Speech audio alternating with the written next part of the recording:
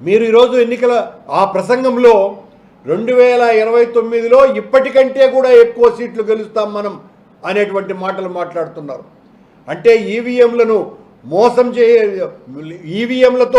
మోసం చేయొచ్చు అనేటువంటి పన్నాగం బహుశా చాలా గట్టి ప్రయత్నం ఏదో చేస్తున్నట్టుగా ఉంది అన్నది స్పష్టంగా అర్థమైపోతున్నది. చంద్రబాబు గారు, మీ రాజకీయ జీవితం అంతా కూడా కుట్ర, కపటత్వం, మోసం, దగ, వెన్నుపోటు రాజకీయాలతో నడిచింది. మీరు మమ్మల్ని గొడ్డలి పార్టీ అంటారా? మీది వెన్నుపోటు పార్టీ అవుతుంది. అప్పుడు ఎంతమందిని మీరు వెన్నుపోటు పొడిచారు? తమ్ముడిని వెన్నుపోటు పొడిచినారు, మామను వెన్నుపోటు పొడిచినారు, తోడల్లుడిని వెన్నుపోటు పొడిచినారు, బావను వెన్నుపోటు పొడిచినారు. ఇలా చెప్పుకుపోతే ఒకరిని కాదు, ఇద్దరిని కాదు, మీ పార్టీలో ఉండేటువంటి నాయకులను అనేక మందిని వాడుకొని వెన్నుపోటు పొడిచినటువంటి వ్యక్తి మీరు మా గురించి మాట్లాడడం అంటే అంతకంటే దారుణం మరొకటి లేదు. మీరు మాట్లాడినంత మాత్రాన మాలో ఆత్మస్థైర్యం తగ్గుతుంది అనుకుంటే పచ్చి పొరపాటని మీకు తెలియజేస్తున్నా. మీరు ఈ రాష్ట్రంలో వందల వేల ఎకరాలన్నీ కూడా అప్పళాలు పంచినట్టుగా పారిశ్రామికవేత్తలకు, పెట్టుబడిదారులకు, మీకు కావలసినటువంటి వాళ్ళకందరికీ కూడా పంచివేస్తున్నారు.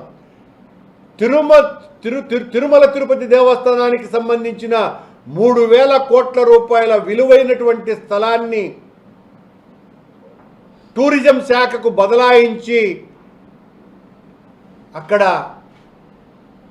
ఒబరాయ్ హోటల్కు దారాదత్తం చేయటం, అత్యంత తక్కువ ఖరీదుకు వాళ్ళకి ఇవ్వటం, 3,000 కోట్ల రూపాయల ఖరీదు చేసేటువంటి పొలాన్ని, భగవంతుడి స్థలాన్ని ఆ రకంగా మారకం చేసేటువంటి అధికారం ప్రభుత్వ నేతగా మీకు లేకపోయినప్పటికీ, చట్టాలు ఎక్కడా చెప్పకపోయినప్పటికీ, చట్ట వ్యతిరేకంగా మీరు టీటీడీ స్థలంలో ఒబరాయ్ హోటల్ నిర్మాణానికి శ్రీకారం చుడుతున్నారు.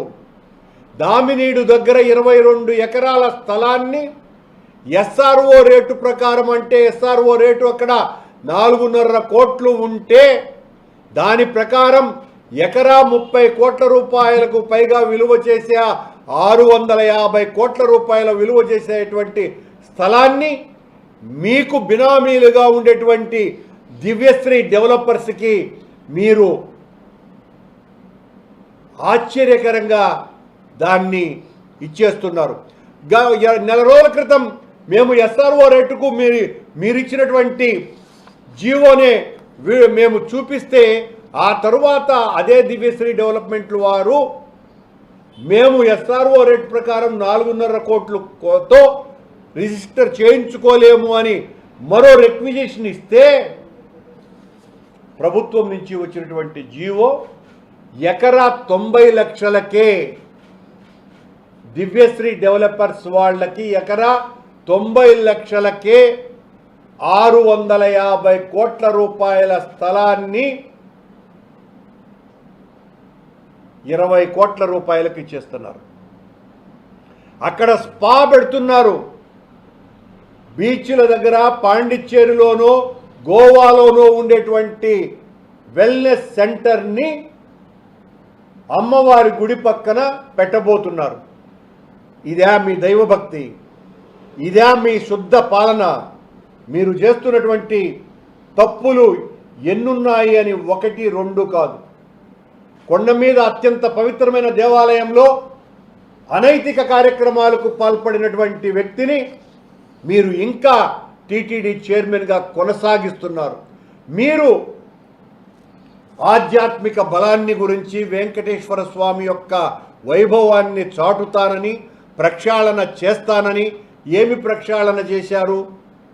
మీరు చేసినటువంటి ప్రక్షాళన బిఆర్ నాయుడు గారిని కొనసాగించటం, మొన్న ఒక కర్ణాటకకు సంబంధించినటువంటి సభ్యుడి యొక్క కుటుంబ సభ్యులు చర్చిలో ప్రార్థనలు చేస్తున్నప్పటికీ కూడా వాళ్ళని ఏమాత్రం కూడా కనీసం మందలింపు కూడా చేయనటువంటి వ్యక్తులు మీరు. కొండ మీద నిరంతరం అక్కడ విపరీతంగా బ్లాక్లో టికెట్లు అమ్ముతూ ఉంటే వాటిని ఏమాత్రము కట్టడి చేయలేకపోతున్నారు. ఇలా చెప్పుకుపోతే ఒకటి కాదు, రెండు కాదు, కొన్ని వందల వేల తప్పిదాలు మీ ఈ 21 నెల కాలంలో జరుగుతున్నాయి. ఇంకా పెద్ద ఎత్తున మీరు వాటిని ఏమాత్రము కూడా కట్టడి చేయలేకపోతున్నందుకు పెట్టేగిపోతున్నాయి ఇలాంటి శక్తులన్నీ కూడా. మీ అదను చూసుకొని, మీ బలాన్ని చూసుకొని మీరు ఏమీ అనరని తెలిసి తెలుగుదేశం పార్టీ నాయకులంతా కూడా ఈ రోజున ప్రతి ఒక్కరూ కూడా వాళ్ళ ఇష్టం వచ్చినట్టుగా ఇసుక దోపిడీ దగ్గర నుంచి ప్రతి ఒక్కటి కూడా గ్రావెల్ వరకు ప్రతి ఒక్కటి దోపిడీ ఇష్టారాజ్యంగా చేస్తూ ఉంటే చేష్టలుడిగి కూర్చున్నారు మీరు. పోలీసు వాళ్లను ఏమాత్రము తెలుగుదేశం పార్టీ కార్యకర్తల జోలికి వెళ్ళొద్దని చెప్పేశారు.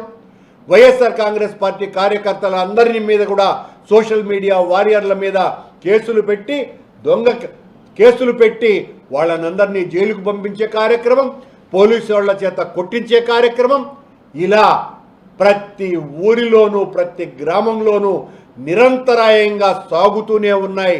మీరు ఈ రకమైనటువంటి చిత్రహింస రాజకీయాలు చేసినప్పటికీ కూడా వైఎస్ఆర్ కాంగ్రెస్ పార్టీ బెదరదు. మీరు చేసేటువంటి అరాచకాలను ఎండగట్టకుండాను, ఎదురెడ్డి నిలవకుండాను ఆగేటువంటి ప్రసక్తి లేనే లేదని హెచ్చరిస్తున్నామని తెలియజేస్తున్నాం.